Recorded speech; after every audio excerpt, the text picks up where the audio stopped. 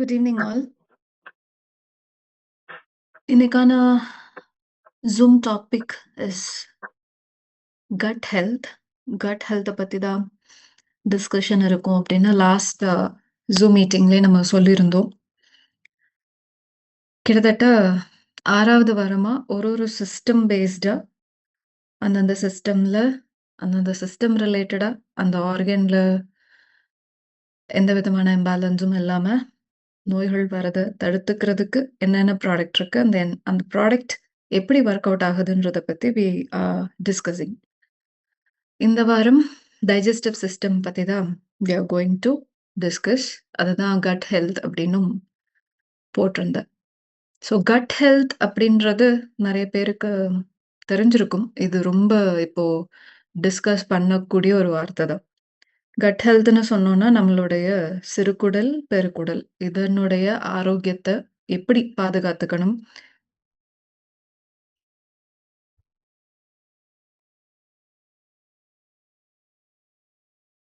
எப்படி இம்ப்ரூவ் பண்ணணும்ன்றத பொறுத்த பத்தி தான் நம்ம இந்த Zoom மீட்டிங்ல தெரிஞ்சுக்க போறோம்.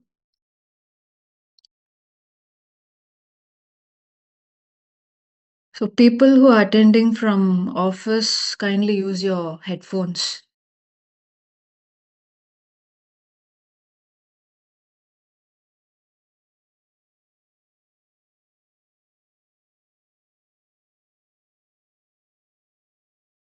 ஸோ கட் ஹெல்த்த பத்தி பார்க்கணும்னா, நம்ம அத 2 சிஸ்டமா கேட்டகரைஸ் பண்ணிக்கலாம். That is upper GIT and lower GIT. Upper GIT அப்படின்னா, நம்மளுடைய வயிறு வரைக்கும் ஒரு பகுதியாகவும், வயிறுக்கு கீழ ஒரு பகுதியாகவும் பிரிச்சுக்கலாம். அது இல்லாம நம்ம ஆக்சஸரி ஆர்கன்ஸ் அப்படின்னும், ஆ ஃபங்ஷனல் ஆர்கன்ஸ் அப்படின்னும் நம்ம அத பிரிச்சுக்க முடியும். ஸோ அதன் அடிப்படையில, நான் இங்க ஃபர்ஸ்ட்டு நீங்க புரிஞ்சுக்கிறதுக்கு ஈஸியா, உணவு போகக்கூடிய வழி பாதை பொறுத்து, நான் வரிசையா இங்க கேட்டகரைசேஷன் பண்ணியிருக்கேன். ஸோ அப்படி ஃபர்ஸ்ட்டு பார்த்தோம்னா, இருக்கிறது நம்மளுடைய மவுத், அதுக்கப்புறம் oesophagus, stomach, small intestine, large intestine and last anus. That is anal opening. மவுத்ன்னு சொன்னோம்னா, அங்க தான் நமக்கு மெயினான டைஜஷன் அப்படின்றது ஸ்டார்ட் ஆகும். ஸோ மவுத்ல எல்லாருக்கும் தெரியும். நமக்கு டங் இருக்கு. டங்ல தான் நமக்கு டேஸ்ட் ரிசெப்டார்ஸ் இருக்கும். நல்ல சுவையெல்லாம் தெரிஞ்சுக்கிறதுக்கான ரிசெப்டார்ஸ் நமக்கு நாக்குல இருக்கும். அண்ட் பற்கள் நமக்கு இருக்கும். சிலருக்கு 30, சிலருக்கு 32ம் இருக்கலாம். டீத் அப்படின்றது தான் நமக்கு இருக்கக்கூடிய ஒரே கிரைண்டிங் மெஷின். அதனால தான் டைஜஷன் ஸ்டார்ட்ஸ் ஃப்ரம் மவுத். எதனால நல்லா மென்னு சாப்பிடணும்னு சொல்றாங்க? எதனால சாப்பிடுறப்போ பேசக்கூடாதுன்னு சொல்றாங்க அப்படின்னா, நம்ம சாப்பிடுறப்போ கவனம் பேசுறதுல இருக்குது அப்படின்னா, சலைவரி செக்ரீஷன் ஆ பாதிப்படையறதுக்கு சான்சஸ் இருக்கு. சலைவால நம்ம உணவு செரிமானம் ஆகுறதுக்கு தேவையான என்சைம்ஸும் மிக்ஸ் ஆகி வரும். கார்போஹைட்ரேட்ட பிரேக் பண்ணக்கூடிய என்சைம்ஸ் சலைவாலேயே நமக்கு இருக்கும். உமிழ்நீர்ன்னு சொல்லுவாங்க தமிழ்ல, சலைவான்னு சொல்லுவாங்க ஆங்கிலத்துல. இது நல்லபடியா சுரந்து வந்தா தான் நமக்கு டேஸ்ட்டும் நல்லா தெரியும். அண்ட் அதோட ஃபுட்டு மிக்ஸ் ஆகி உள்ள போறப்போ, நமக்கு கரெக்ட்டா உணவு வழி பாதையில ஈசோஃபேகஸ் வழியாக வயிறுக்கு போய் சேருது. இப்போ இந்த ஈசோஃபேகஸ்ன்னு சொல்றது என்ன? ஃபுட் பைப் அப்படின்னு சொல்லுவாங்க. வாய்க்கும், நம்மளோட வயிறுக்கும் ஒரு கனெக்ஷன் டியூப் மாரி இருக்கிறது தான் இந்த ஈசோஃபேகஸ் அப்படின்றது. ஸ்டமக் அப்படின்றது வயிறு. It's just a bag. கொஞ்ச நேரத்துக்கு நம்மளோட உணவு எதுவாக இருந்தாலும் அத ஹோல்டு பண்ணி வச்சிருக்கக்கூடிய ஒரு பேக்கா தான் நம்ம இந்த ஸ்டமக்க பார்க்கணும். அதாவது வயிற்று பகுதி. அப்படி ஹோல்ட் பண்ணி வச்சிருக்கிறப்போ என்ன நடக்குது மெயினா அப்படின்னு பார்த்தோம்னா, அங்க ஆசிட் செக்ரேஷன் ஆகுது. என்சைம்ஸ் நெறைய செக்ரேட் ஆகி வருது.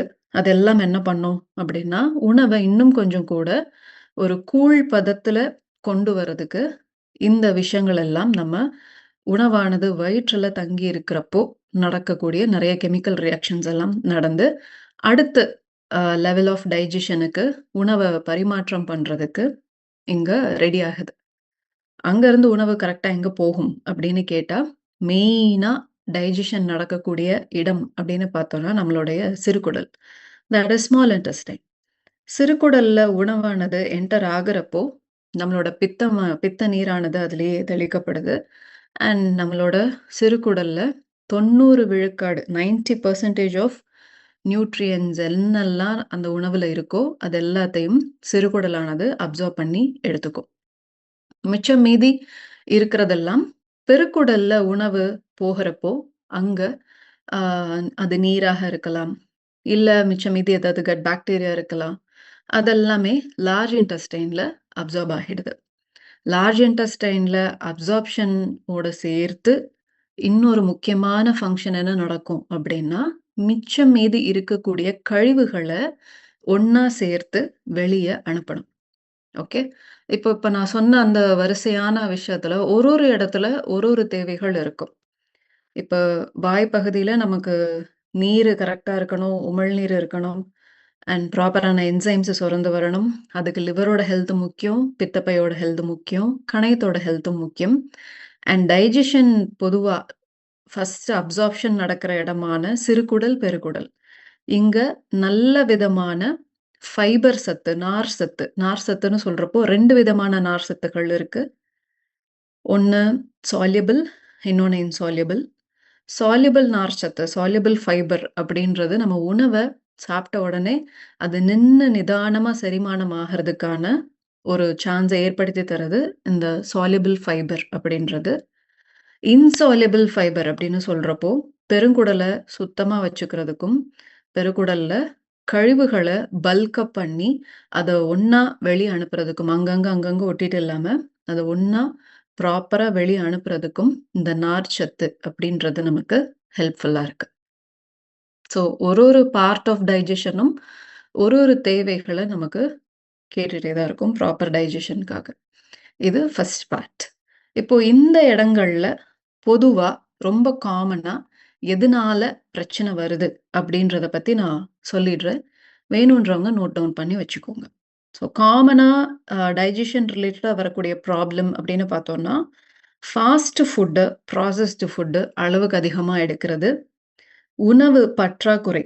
உணவு வந்து டேஸ்ட்டுக்காக மட்டும், குவான்டிட்டிக்காக மட்டும் அ எடுத்துட்டு இருக்கிறது நல்லது கிடையாது. நமக்கு அன்னன்னைக்கு தேவையான B complex, iron, potassium, calcium இப்படி எல்லா ஊட்டச்சத்துக்களும் அந்த உணவுல இருந்து நமக்கு கிடைக்கணும். அந்த ஊட்டச்சத்துக்கள் பற்றாக்குறையா இருக்கக்கூடிய உணவுகள் நம்ம அதிகம் எடுக்க நமக்கு வாய் பகுதியில புண்ணு வருது, கேஸ்ட்ரைட்டிஸ் வருது. கரெக்ட்டான நேரத்துக்கு பசிக்கிறப்போ உணவு சாப்பிடாம நம்ம அந்த டீ, காஃபிலாம் கன்சியூம் பண்ணி அதிகம் கெஃபைன் எடுத்துக்கிட்டே இருந்தாலும் நமக்கு டைஜஷன் ரிலேட்டட் ப்ராப்ளம்ஸ் வரும். நார்ச்சத்து போதுமான அளவுக்கு நார்ச்சத்து நம்ம எடுக்காம இருக்கிறது. போதுமான அளவுக்கு நீர் அருந்தாம இருக்கிறது. And smoking habit, alcohol habit கரெக்ட்டான நேரத்துக்கு டெய்லி இதுதான் நேரம் அப்படின்றத நம்ம ஃபிக்ஸ் பண்ணணும். ஒரு நாள் ஒவ்வொரு நேரத்துக்கு சாப்பிடுறது அண்ட் எந்த நேரம்னு பார்க்காம ஹெவியான ஃபுட் எடுக்கிறது.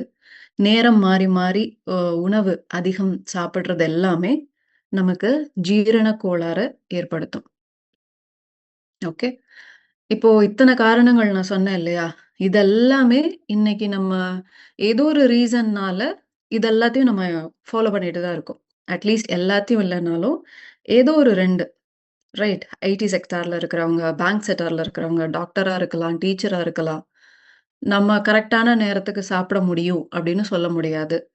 கரெக்ட்டான அளவு எடுத்துக்க முடியும் அப்படின்னு சொல்ல முடியாது. இடைவெளி அ அ நேத்து சாப்பிட்ட அதே நேரத்துக்கு இன்னைக்கும் சாப்பிட முடியும்னு நம்ம சொல்ல முடியாது. உணவு ஆரோக்கியமான உணவு தான் எடுக்கிறோமா? அன்னன்னைக்கு தேவைக்கு ஃபைபர், ஊட்டச்சத்து எல்லாத்தையும் கரெக்ட்டா நம்ம சாப்பிட்டுடுறோமா? அப்படின்றதும் எல்லாருக்குமே டவுட் தான். ஸோ இதுல ஏதாவது 2 ஃபேக்டர் உங்களுக்கு பொருந்தி வந்தாலும், ஜீரண கோளாறுகள் சிறு வயதிலேயோ, அல்லது மிடில் ஏஜ்லயோ, அல்லது 50 பிளஸ்லயோ வரதுக்கான சான்சஸ் அதிகமா இருக்கும். இத தாண்டி ஸ்மோக் பண்றது, ஆல்கஹால் கன்சியூம் பண்றது, அது இப்போ ஒரு புது ட்ரெண்டா உருவாகிட்டே இருக்கு. That is social drinking, social smoking.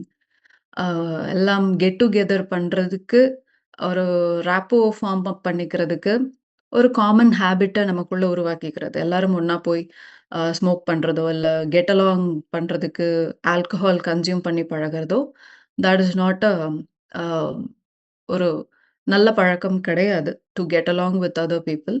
Because long ரன்னுக்கு அது செட் ஆகாது.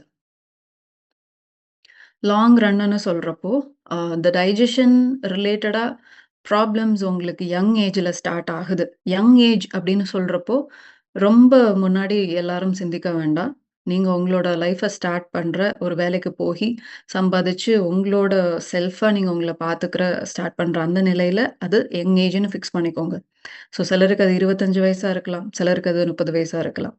Middle age is never 50 or 60. Middle age அப்படின்றது 35, 40 ஆயாச்சு. ஏன்னா, அதிகபட்ச லைஃப் எக்ஸ்பெக்டன்சின்றது 66 வயசு தான். 70 வயசு, 75 வயசெல்லாம் இப்போ ரேர் ஆகிடுச்சு. ஸோ 66 வயசு அப்படின்றது லைஃப் எக்ஸ்பெக்டன்சி. ஸோ அதுல பாதி என்ன ஏஜோ அதுதான் மிடில் ஏஜ். இப்போ நம்ம கன்சிடர் பண்ண வேண்டியது. ஸோ அந்த மிடில் ஏஜ் வரைக்கும் இந்த பேட் ஹேபிட்ஸ் எதுவும் இல்லாம நீங்க வந்துட்டீங்கன்னாலே, ஓரளவுக்கு நம்ம பெரிய ப்ராப்ளம்ஸ்ல இருந்து நம்மள நம்ம காப்பாத்திக்க முடியும். அதுக்கான ப்ராடக்ட்ஸ் தான் இப்போ நீங்க பார்த்துட்டுருக்கிறது. அதாவது நம்மளோட நார்ச்சத்து தேவைக்காக fruit fibre, antioxidants cellular damage அதிகமாகாம இருக்கிறதுக்கான ஆன்டி ஆக்ஸிடென்ட் சப்போர்ட்க்கான total antioxidant, reishi ganoderma அப்படின்றது நமக்கு நல்ல இம்யூனிட்டிய இம்ப்ரூவ் பண்ணிக்கிறதுக்கும் சப்போர்ட்டிவா இருக்கும். அதே நேரம் நமக்கு நல்ல பாடி ஸ்ட்ரென்த், ஸ்டாமினா தர்றதுக்கும் சப்போர்ட் பண்ணும். அண்ட் சப்போஸ் அ நமக்கு அல்சர் இருக்கு, இல்ல கேஸ்ட்ரைட்டிஸ் இஷ்யூ ஸ்டார்ட்டிங்ல இருக்கு. கொஞ்சம் தாமதமா சாப்பிட்டாலும் எனக்கு ஸ்டமக் பெயின் வந்துருது அப்படின்றவங்க, இதெல்லாம் ஸ்டார்ட்டிங் ஸ்டேஜ். சின்ன சின்ன சிம்ப்டம்ஸா தெரியறப்பவே பார்த்து அனலைஸ் பண்ணி, அதுக்கான ப்ராப்பர் ட்ரீட்மெண்ட் எடுத்துக்கிறது நல்லது. அந்த மாரி இருக்கிற இடத்துல ரேஷி கேனோடர்மாவும் சாப்பிட முடியும். And some people, special people like us. எனக்கு கரெக்ட்டான டைம்க்கு ஃபுட் கிடையாது. நான் 3 வேளையும் வெளிய தான் அதிகம் சாப்பிடுவேன். சம்டைம்ஸ் நான் டீ, காஃபிலயே அன்னைக்கு நாள ஃபுல்லா கம்ப்ளீட்டா நான் ஓட்டிடுவேன். அதிகம் சாப்பிட மாட்டேன். ரொம்ப சூஸியா தான் சாப்பிடுவேன். வெஜிடபிள்ஸ், ஃப்ரூட்ஸ் எல்லாம் டெய்லி எடுக்கிறதெல்லாம் ரொம்ப கஷ்டம். வாரத்துல 1 நாள் தான் வெஜிடபிள்ஸ், ஃப்ரூட்ஸ் எல்லாம். மத்த நாளெல்லாம் ஃபுட் என்ன கிடைக்குதோ அத மட்டும் தான் கன்சியூம் பண்ணுவேன். அப்படின்றவங்க ரொம்ப ரொம்ப கவனமா இருக்கணும். தட் இஸ் பிகாஸ் சிறுகுடல், பெருக்குடல் 2மே அஃபெக்ட் ஆகும் இதனால. ஸோ அந்த மாதிரி எதுவும் வராம இருக்கிறதுக்கு, அவுட் சைட் ஃபுட் எடுத்தாலும் பெரிய ப்ராப்ளம்ல நம்ம மாட்டிக்காம, நம்மள நம்ம பாதுகாப்பா வச்சுக்கிறதுக்கு, லிக்கோஃபிட், ஹெல்தி இன்டெஸ்டைன் அப்படின்றது ஏற்கனவே எனக்கு மலச்சிக்கல் இருக்கு. அத நான் கன்சர்வேட்டிவா எடுத்து சரி பண்ணிக்கணும்னு நெனைக்கிறேன். எனக்கு மலச்சிக்கல்னால எந்த தொந்தரவும் இன்னும் ஸ்டார்ட் ஆகல. பட் மலச்சிக்கல் இப்போ அப்பப்போ வருது. வாரத்துல ஒரு 1 நாளோ, 2 நாளோ எனக்கு கொஞ்சம் கஷ்டம் தான் போறது. அப்படின்றவங்களுக்கு சப்போர்ட்டிவா ஹெல்தி இன்டெஸ்டைன் ப்ராடக்ட் நம்ம ரெக்கமெண்ட் பண்றோம். அண்ட் லாஸ்ட் இதுல ஜூஸ் ஆப்ஷன் டைஜஸ்டிவ் சிஸ்டம்க்கு ஜூஸ் ஆப்ஷன் அப்படின்னு பார்த்தோம்னா, Morinda premium juice. Morinda premium ஜூஸ்ல தான் நோனி இருக்கு, ஸ்பைருலினா இருக்கு. இத 2 விட ரொம்ப முக்கியமா அம்லவேத்தஸ் அப்படின்னு சொல்லப்படக்கூடிய ஒரு ஆயுர்வேதிக் ஹெர்ப். அது 2 விதமா வேலை செய்யும். ஒண்ணு நல்ல அப்படைசரா வேலை செய்யும். இன்னொன்னு நல்ல லாக்ஸேட்டிவாவும் வேலை செய்யும். இந்த 2 ஃபங்ஷனையும் இருக்கக்கூடியதுனால, நம்ம மொரிண்டா பிரீமியம் ஜூஸ நோனியோட சேர்ந்தும் இருக்கிறதுனால, டைஜஸ்டிவ் சிஸ்டம்க்கு நம்ம ரெக்கமெண்ட் பண்றோம். ஓகே. ஸோ இத எடுத்துக்கிறதுனால, இப்ப ஃப்ரூட் ஃபைபர் எடுக்கிறதுனால நமக்கு நல்ல 2 விதமான நார்ச்சத்துகளும் கிடைச்சிருது. ப்ரோபயோட்டிக் ஃபேக்டரும் கிடைச்சிருது. ப்ரோபயோட்டிக் அப்டின்னா, நல்ல நுண்ணுயிர் அப்டின்னு அர்த்தம்.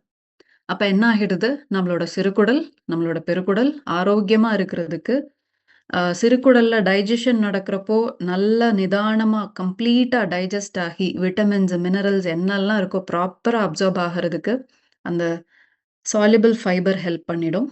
இன்சால்யுபிள் ஃபைபர் பெருக்குடல்ல கழிவுகள் அங்கங்க சேர்ந்து இருக்கிறத தவிர்த்துட்டு, அத பல்க் அப் பண்ணி, ஒரேடியா நமக்கு மோஷனா வெளிய தள்ளிடுது. இப்ப இந்த ப்ரோபயோட்டிக் ஃபேக்டர் என்ன பண்ணும்? அப்பப்போ நம்ம இப்ப ஸ்ட்ரெஸ்னால, வெளிய பொல்யூஷன்னால அண்ட் இப்ப சுகர்லாம் அதிகம் சாப்பிடுறோம் இல்லையா? சுகர் கட்டுன்றது ரொம்ப ஒரு பெரிய விஷயமா இன்னைக்கு நம்ம பேசிட்டு இருக்கோம். பட் அந்த சுகர் ரொம்ப எடுக்க என்ன ஆகும் அப்டின்னா, கட் பாக்டீரியா ரொம்ப ஹார்ம்ஃபுல் பாக்டீரியா அதிகமாவே இருக்கும். அதாவது நமக்கு கிரேவிங்ஸ் ஏற்படுத்தக்கூடிய, தேவையில்லாத ஆம் சில விஷயங்கள, நோய்கள ஏற்படுத்தக்கூடிய பேட் பாக்டீரியாஸ் நம்ம குடல் பகுதியில இருக்கும் கண்டிப்பா. அத எல்லாத்தையும் கண்ட்ரோல் பண்றதுக்கும், அத எல்லாத்தையும் கொஞ்சம் கொஞ்சமா நம்ம சிஸ்டம்லேருந்து வெளிய தள்ளிட்டு, ஹெல்தி பாக்டீரியாஸ நல்லபடியா பார்த்துக்கிறதுக்கும், இந்த ப்ரோபயோடிக் ஃபேக்டர் ரொம்ப ரொம்ப ரொம்ப முக்கியம். ஸோ இந்த 3ம் கலந்தது தான் ஃப்ரூட் ஃபைபர். அத நம்ம எங்கெல்லாம் யூஸ் பண்ண முடியும் அப்படின்னு கேட்டா, நமக்கு இப்போ நான் ப்ராப்பரா காய்கறிகள் நான் சாப்பிட மாட்டேன். பழங்கள் நான் எடுத்துக்க மாட்டேன் அப்படின்றவங்க, வாட்டர் கன்சம்ப்ஷன்லாம் ரொம்ப கம்மி. நான் அதிகம் டிராவல் பண்ணிட்டே இருப்பேன். எனக்கு ஃப்ரெண்ட்லியா ஒரு ப்ராடக்ட் வேணும். எப்ப வேணும்னாலும் நான் கன்சியூம் பண்ணிக்கலாம். பிரச்சனை இருக்கோ இல்லையோ, நான் வந்து ஒரு பாதுகாப்புக்காக ஒரு ப்ராடக்ட் எனக்கு வேணும் அப்படின்றவங்க, you can go with fruit fibre. அதே மாதிரி டோட்டல் ஆன்டி ஆக்ஸிடென்ட்டும். ஏன்னா ஆன்டி ஆக்ஸிடென்ட் சப்போர்ட் கிடைக்கிற மாதிரி நம்ம சாப்பிடணும்னா, அகெயின் நம்ம வெஜிடபிள்ஸ், ஃப்ரூட்ஸ் எல்லாம் நல்லாவே கன்சியூம் பண்ணணும். கிட்டத்தட்ட 5 பவுல் நெறைய ஒரு நாளைக்கு கன்சியூம் பண்ணணும். 5 பவுல்னு சொல்றப்போ, மேபி காலையில ஒரு பவுல், மத்தியானம் காய்கறிகள், ஆ கீரை வகைகள், அது கூட ஈவ்னிங் ஒரு பவுல் ஆஃப் ஃப்ரூட்டு, நைட்டு அப்படின்னு சொல்றப்போ 7:30க்கு உங்களோட டின்னர் முடிக்கணும். அதுதான் நேரம். ஏன்னா நீங்க அப்ப எடுத்துக்கிட்டா தான் காய்கறிகள் சாப்பிட முடியும். ரொம்ப லேட்டா எடுக்கிறப்போ, நமக்கு தேவையான அளவுக்கு huge amount of bowl of ஃப்ரூட்ஸோ, வெஜிடபிள்ஸோ கன்சியூம் பண்றது கஷ்டம். ஸோ முடிஞ்ச அளவுக்கு early dinner is healthy. So இப்படி கன்சியூம் பண்ணா தான் நமக்கு 5 பவுல் நம்மளால அச்சீவ் பண்ண முடியும். இப்படி கன்சியூம் பண்ணும்போது தான் ஆன்டி ஆக்ஸிடென்ட் சப்போர்ட்டும் நமக்கு கிடைக்கும். இப்படி கன்சியூம் பண்றவங்க பாப்புலேஷன் ரொம்ப ரொம்ப குறைவு. ஸோ மேஜர் பாப்புலேஷன் இதெல்லாம் கன்சியூம் பண்ணாத பாப்புலேஷன். அதனால தான் நம்ம அத கேப்சூல் ஃபார்ம்ல ஆன்டி ஆக்ஸிடென்ட்டா நம்ம குடுக்குறோம். ஸோ அந்த 2 capsule of total antioxidant எடுக்கிறப்போ, we will get 73% of ORAC units we need for our daily routine. ஒரு நாள நல்லபடியா ஆரோக்கியமா கடத்துறதுக்கு, இன்னைக்கு என்னோட பாடி பொல்யூஷன்னாலயோ, அல்லது ஸ்ட்ரெஸ்னாலயோ என்னோட செல்ஸ் அதிக அளவுல டேமேஜ் ஆகாம, நான் அத பாதுகாப்பா கொண்டு போறதுக்கு கிட்டத்தட்ட 3000லிருந்து 5000 ஒராக் யூனிட்ஸ் வரைக்கும் வேணும். அதுல 73% 2 கேப்சூல் ஆஃப் டோட்டல் ஆன்டி ஆக்ஸிடென்ட்லேருந்து எனக்கு கிடைச்சிருது. So that is how we can use total antioxidant. Lycofit யார் யாருக்கெல்லாம்? அதிக நேரம் வெளியில ஸ்பெண்ட் பண்றவங்க, அதிக நேரம் பேக்டு ஃபுட். நான் அலுமினியம் ஃபாயில்ல பேக் பண்ணி எடுத்துட்டு போயிடுவேன். இல்ல நான் ஆர்டர் போட்டு நான் சாப்பிடுறேன். ஸோ அந்த பிளாஸ்டிக்ஸ்ல, அலுமினியம் ஃபாயில்ல அதிகம் அந்த சுட சுட ஊத்தி வாங்கி சாப்பிடுறதெல்லாம் நல்லது கிடையாது. அப்படி கன்சியூம் பண்றீங்க அப்படின்னா, யூ கேன் ஸ்டார்ட் ஹேவிங் லிக்கோஃபிட். லிக்கோஃபிட் எடுக்கிறதுனால நமக்கு டாக்ஸின்ஸ் உங்களோட பெருக்குடல்லயோ, சிறுகுடல்லயோ சேர்ந்துடாம, டாக்ஸின் சேர்றதுனால வரக்கூடிய உபத்திரவங்கள் உருவாகிடாம, நம்ம ஹெல்தியா இருக்கிறதுக்கு லிக்கோஃபிட் ஹெல்ப் பண்ணுது. ஓகே. ஸோ இதெல்லாம் தான் ஃபர்ஸ்ட் பார்ட் ஆஃப் டைஜஸ்டிவ் சிஸ்டம்ல பொதுவா நம்ம ஃபேஸ் பண்ணக்கூடிய இஷ்யூஸ் அண்ட் அதுக்கான ப்ராடக்ட்ஸ். அந்த ப்ராடக்ட்ஸ் நான் சொன்ன மாதிரி இந்தந்த வடிவில தான் நமக்கு ஹெல்ப்ஃபுல்லா இருக்கு. இப்போ உங்களோட கிளையன்ட்டோட தேவை அனுசரிச்சு 4 சப்ளிமெண்ட், 1 ஜூஸ் அப்படின்னு நீங்க ரெக்கமெண்ட் பண்ணிக்கலாம். ஃப்ரூட் ஃபைபர் ஒரு நாளைக்கு 3 கேப்சூல் வரைக்கும் கன்சியூம் பண்ண முடியும். 3 கேப்சூல் அப்படின்றது வெஜிடபிள்ஸ், ஃப்ரூட்ஸ் நான் எடுக்கவே மாட்டேன் அப்படின்றவங்களுக்கு 3 capsules of fruit fibre is suitable. இல்ல நான் கொஞ்சம் கொஞ்சம் காய்கறிலாம் சாப்பிடுவேன். ஆனா நீங்க சொல்ற அளவுக்கு கிடையாது அப்படின்றவங்க 2 கேப்சூல் எடுத்தால் போதுமானது. Total anti accident minimum 2 capsule எடுக்கிறது நல்லது. ரேஷி கேனோடர்மாவும் சேம் 2 கேப்சூல் எடுத்துக்கிறது நல்லது. லிக்கோஃபிட் டேப்லெட் ஃபார்ம்ல வரும். 2 டேப்லெட் காலையில, நைட்டு உணவுக்கு முன் எடுத்துக்கிறது நல்லது.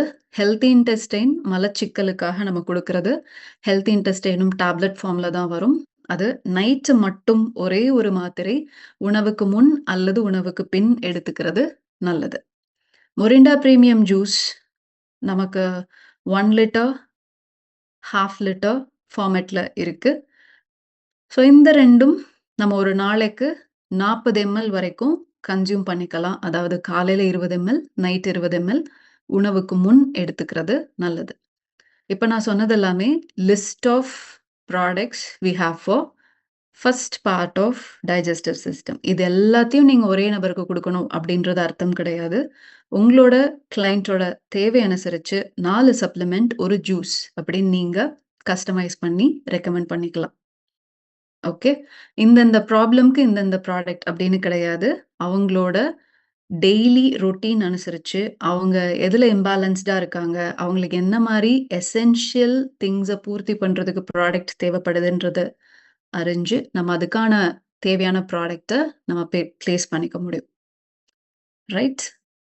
We are moving on to the next functional organs of digestion. Functional organs அப்படின்னு சொல்றப்போ, நான் ஃபர்ஸ்ட்டு சொல்லியிருந்தேன் இல்லையா? ஸ்மால் இன்டெஸ்டைன்ல கிட்டத்தட்ட 90% ஆஃப் விட்டமின்ஸ், மினரல்ஸ் எல்லாமே அப்சார்ப் ஆகிடுது அப்படின்னு சொன்னேன் இல்லையா? அப்படி அப்சார்ப் ஆன ஃபுட் எல்லாம் எங்க போகும்? அந்த carbohydrate, protein, fat, vitamins, minerals எல்லாம் எங்க போகும்? அப்படின்னு கேட்டா, நம்மளுடைய கல்லீரல். அவங்க தான் மாஸ்டர் ஆஃப் டைஜஷன். ஏன்னா எல்லாத்தையும் ப்ராப்பரா டைஜஸ்ட் பண்ணணும், பிரேக் டவுன் பண்ணணும். இந்த ஃபங்ஷன தான் வளர்சிதை மாற்றம் அப்படின்னு சொல்றாங்க. ஆங்கிலத்துல மெட்டபாலிசம் அப்படின்னு சொல்லுவாங்க. இந்த மெட்டபாலிசம் அப்படின்றது ஒரு ஒரு பெர்சனுக்கும் ஒரு ஒரு விதத்துல இருக்கும். எல்லாருக்கும் ஒரே மாதிரி இருக்கும்னு நம்ம சொல்லவே முடியாது. எப்படி இந்த பிரபஞ்சத்துல ஒருத்தருக்கும் யுனிக்னஸ் தனியா இருக்கோ, கைரேகை தனியா இருக்கோ, நம்ம முகம் எப்படி நமக்கு நம்ம யுனிக்கா இருக்கோமோ, அதே மாதிரி தான் இந்த மெட்டபாலிசமும் ஒருத்தருக்கும் அவங்களுக்கு ஒரு விதமான மெட்டபாலிசம் இருக்கும். ஒரு ஸ்பீட் ஆஃப் மெட்டபாலிசம் இருக்கும். அத தமிழ்ல வளர்சிதை மாற்றம் அப்படின்னு சொல்லுவாங்க. ஓகே. அதுக்கான மெயின் வேலை எங்க நடக்குது? கல்லீரல்ல நடக்குது. இப்ப இந்த கல்லீரல் அப்படின்றது 2 விதமாகவும் நமக்கு வேலை செய்யும். என்னென்ன விதமா? ஒரு உறுப்பாகவும், ஆர்கனாவும் வேலை செய்யுது. அதே நேரம் ஒரு சுரப்பியாகவும், கிளாண்டாகவும் வேலை செய்யுது. ஒரு உறுப்பா வேலை செய்யுதுன்னா எப்படி? கல்லீரல் எல்லா carbohydrate, protein, fat, vitamins, minerals எல்லாத்தையும் ப்ராப்பரா டைஜஷன் பண்ணி, மெட்டபாலிசம் பண்ணி, ஸ்டோர் பண்ணி வச்சுக்குது. இந்த விட்டமின்ஸ், மினரல்ஸ் எல்லாம் இங்க தான் ஸ்டோர் ஆகி இருக்கும். சுகரும் இங்க ஸ்டோர் ஆகி இருக்கும். இப்ப இந்த ஸ்டோரிங் ஃபேக்டர் நடக்கிறதுனால, நம்ம இத ஒரு உறுப்பாக கேட்டகரைஸ் பண்றோம். கிளாண்டுன்னு ஏன் நம்ம சொல்றோம் அப்படின்னு கேட்டா, நம்ம கிளாண்டு அப்படின்னு சொல்றதுக்கு ஒரே அ காரணம், இங்க பைல சுரந்து தந்துட்டுருக்கு. பித்த நீர சுரந்து தந்துட்டுருக்கு. அண்ட் என்சைம்ஸும் அதுல சேர்ந்து இருக்கிறதுனால, நம்ம இத ஒரு கிளாண்ட் அப்படின்னும் இத குறிப்பிடுறோம். சுரப்பியாகவும் குறிப்பிடுறோம். ரைட்? ஸோ இதுல ஏதாவது ப்ராப்ளம்ஸ் வரதுக்கு சான்சஸ் இருக்கா? அப்படின்னு கேட்டா, மத்த உறுப்புகள் மாதிரி உடனேலாம் வெளிய தெரியாது. ஏதாவது ப்ராப்ளம் வந்தா, உடனே இன்ஸ்டன்ட்டா நமக்கு வெளிய சிம்ப்டம்ஸ் எல்லாம் தெரியறதுக்கு ரொம்ப ரொம்ப குறைவு தான் சான்சஸ். இப்ப எப்படி நமக்கு அடிபட்டா உடனே வலி தெரியுது. ஏதாவது நம்ம தண்ணி குடிக்காம இருந்தோம்னா, அல்லது நீர் பற்றாக்குறை இருக்கப்போ தலை வலிக்குது. காய்ச்சல் உடம்புக்கு வந்தா இன்ஃபெக்ஷன் ஏதாவது ஆச்சுன்னா, உடனே காய்ச்சல் வருது. நம்ம தொட்டு பார்க்குறப்போ உடம்பெல்லாம் அப்படியே அனல் அடிக்கிற மாதிரி இருக்கு. ஹார்ட்ல ஏதாவது பிரச்சனைன்னா, உடனே நமக்கு செஸ்ட் பெயின் வருது. இல்ல வேற ஏதோ ஒரு சிம்ப்டம்ஸ் உடனே தெரியுது இல்லையா? லிவர பொறுத்தவரைக்கும் அந்த மாதிரி உடனே வெளிய அறிகுறிகள காமிக்காது. ஏன்னா லிவர்ன்ற ஒரு உறுப்பு தன்னத்தானே சரி செஞ்சுக்கக்கூடிய ஒரு ஆற்றலோட இருக்கக்கூடிய ஒரு உறுப்பு லிவர் தான். ஸோ முடிஞ்ச அளவுக்கு ஃபைட் பண்ணும். நம்மளோட ப்ராப்ளம்ஸ வெளிய காட்டிக்காம நம்ம கொஞ்ச நாள் நம்ம சரி பண்ணிடுவோம். இத நம்மளே சரி பண்ணிறலாம், நம்மளே சரி பண்ணிறலான்னு it will try. Up to what percentage அப்படின்னு கேட்டா, அப் டூ 50% வரைக்கும் ரொம்ப ரொம்ப ட்ரை பண்ணக்கூடிய ஒரே ஆர்கன் லிவர் தான். அப்போ நம்ம என்ன பண்ணணும்? ஏதாவது ஒரு சின்னதா ஜீரணம் சம்மந்தமா நமக்கு ஏதோ ஒரு விதமான அறிகுறி தெரியுதுன்னு வச்சுப்போம். லைக் எனக்கு அஜீரணம் ஆகுது. இல்ல எனக்கு புளிச்ச ஏப்பம் வருது. இல்ல எனக்கு சாப்பிட்டதும் வயிறு வலிக்குது. இல்ல சாப்பிடாம நான் கொஞ்சம் தள்ளி நேரம் கடந்துருச்சு. சாப்பிடுற நேரம் கடந்துருச்சு. ஆனாலும் நான் சாப்பிடாம வெயிட் பண்ணிட்டே இருக்கேன். அப்படின்றப்போ எனக்கு வயிறு வலி ஏற்படுது. சம்டைம்ஸ் எனக்கு சாப்பிட்டதும் வயிறு காத்தடிச்ச மாதிரி ஃபீல் ஆகுது. இல்ல சாப்பிட்டதும் எனக்கு லூஸ் மோஷன் போயிடுது. இல்ல எனக்கு ப்ராப்பரா மோஷன் வரல. கான்ஸ்டிபேட் ஆகுது. இதெல்லாம் ஜீரணம் சம்மந்தமா ரொம்ப காமனா வரக்கூடிய விஷயங்கள் இல்லையா? இதெல்லாம் நம்ம சும்மா ஏதோ நார்மல்ன்னு சொல்லி கடந்து போயிட்டே இருக்கோம் டெய்லி. இந்த மாரியான அறிகுறிகள்லாம் வர்றப்பவே நம்ம புரிஞ்சுக்கணும், நம்மளோட லிவரும் சஃபர் ஆயிட்டுருக்கு. அளவுக்கு அதிகமா சஃபர் ஆயிட்டுருக்குன்றத நம்ம புரிஞ்சுக்கணும். ரைட்? ஸோ ஒரு அளவுக்கு மேல போறப்போ, நம்ம என்ன பண்ணணும்? அதுக்கான லைஃப் ஸ்டைல் சேஞ்சஸ் பண்ணணும். நம்மளோட லிவரோட ஹீலிங்க செல்ஃப் ஹீலிங்க இம்ப்ரூவ் பண்றதுக்கான வழிமுறைகள் என்னவோ, அத நம்ம பண்ண ஆரம்பிக்கணும். காம்ப்ளிமென்டிங்கா கன்சர்வேட்டிவ் ட்ரீட்மெண்ட்ஸ் என்ன இருக்குன்றத தெரிஞ்சுக்கிட்டு, அதுக்கேத்த மாதிரி ப்ராடக்ட்ஸ் எடுக்க ஆரம்பிக்கணும். ஸோ லிவர பொறுத்தவரைக்கும் ரொம்ப ஈஸியா நம்ம புரிஞ்சுக்க வேண்டிய ஒரு விஷயம். சின்னதா அஜீரணம் சம்மந்தமா ஏதாவது அறிகுறிகள் வந்தாலும், நம்ம ப்ராப்பரா லிவரோட ஹெல்த்த பார்த்துக்கணும். லிவரோட ஹெல்த்ல ஏதோ ஒரு விதமான இம்பேலன்ஸ் இருக்குன்றத புரிஞ்சுக்கிறது நல்லது. ஸோ அதற்கான ப்ராடக்ட்டா தான் நம்ம பிளேஸ் பண்றது ஸ்ட்ராங் லிப். ஓகே. ரொம்ப காமனா இப்ப பார்த்துட்டு இருக்கக்கூடிய கண்டிஷன் ஃபேட்டி லிவர் இல்லையா?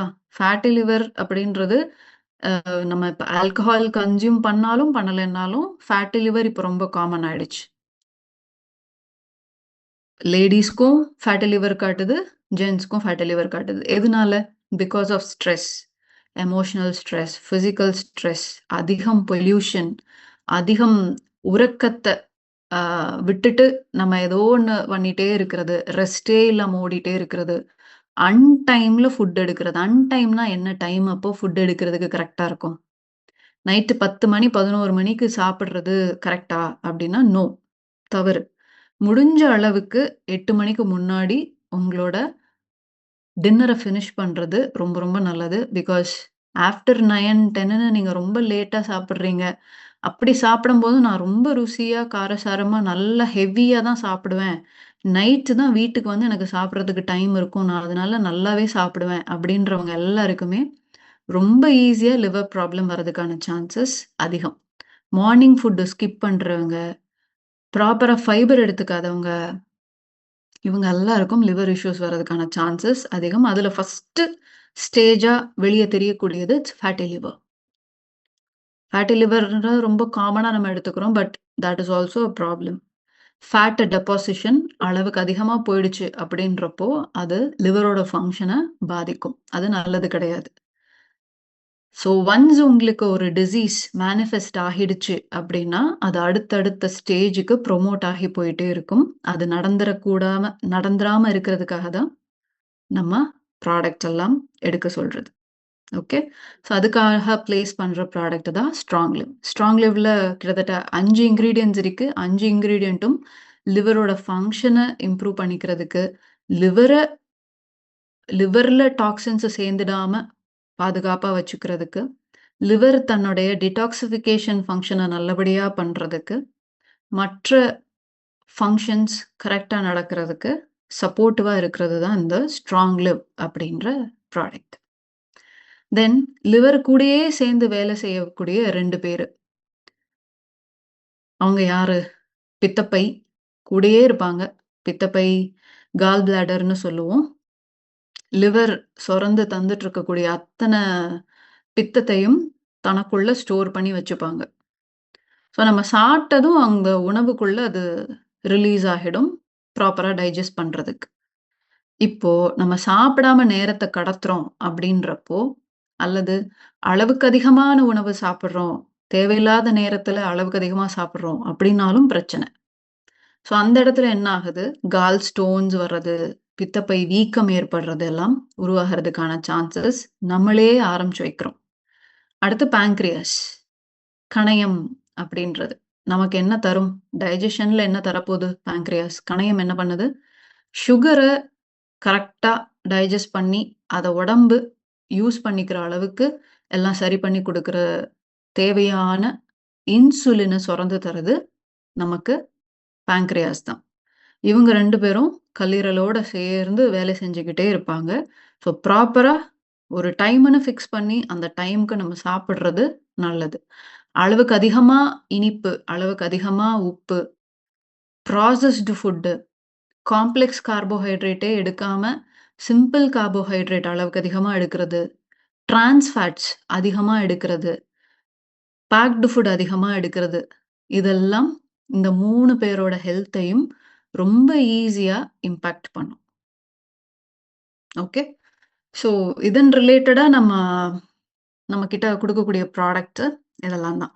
இதுல ஸ்ட்ராங் லிவ் தான் ரொம்ப காமன். ஸ்ட்ராங் லிவ் தான் நம்ம கால் பிளாடர்க்கும் நம்ம ஸ்ட்ராங் லிவ் தான் மெயினா குடுக்குறோம்.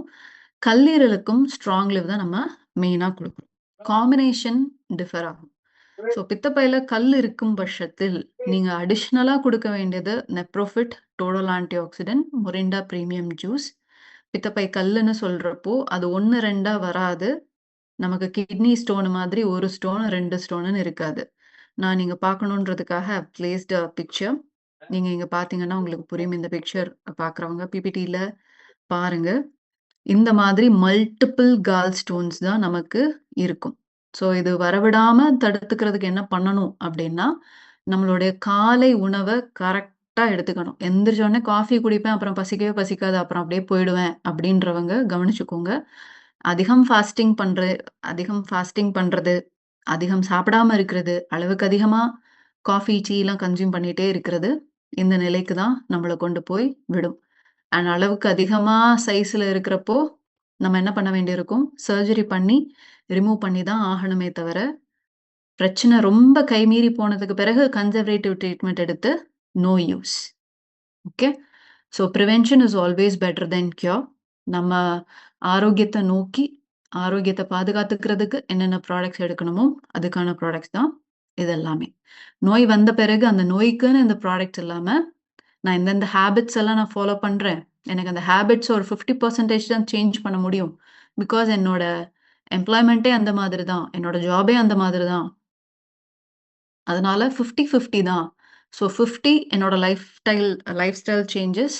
50% அதுக்கு காம்ப்ளிமெண்ட் பண்ற மாதிரி ஹெர்பல் ப்ராடக்ட் அப்படின்னு எதிர்பார்க்கிறவங்களுக்கு தான் நம்மளோட ஓரியன்ஸ் ப்ராடக்ட் நம்ம ரெக்கமெண்ட் பண்றோம். சூட்டபிளாவும் இருக்கும். ரைட்?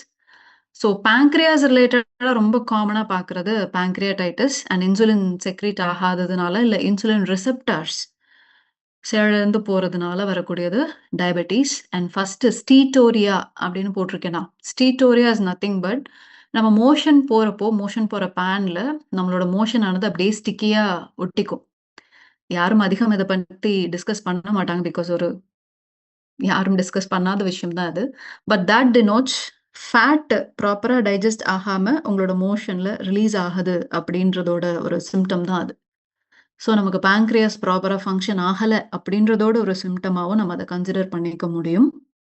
ஸோ ஓரளவுக்காவது வீட் கிராஸஸ், ஸ்ட்ராங் லிவ் எல்லாம் வருஷத்துல ஒரு 3 டைம்ஸாவது யூஸ் பண்ணிக்கிறது நல்லது. திரும்பவும் சொல்றேன். People who love drinking alcohol, people who smoke daily, people who eat அன்டைம் food, irregular food, unhealthy food, வேற வழியே இல்ல இதெல்லாம் பண்ணிட்டு இருக்கேன் அப்படின்றவங்க, டைஜஸ்டிவ் சிஸ்டம பாதுகாப்பா வச்சுக்கிறதுக்கு, குறைஞ்சபட்சம் பிரச்சனைய தள்ளி போடுறதுக்காகவாவது, இந்த மாதிரியான ஹெர்பல் ப்ராடக்ட்ஸ் எடுத்துக்கிறது நல்லது. Right? So this is all about the products for digestive system and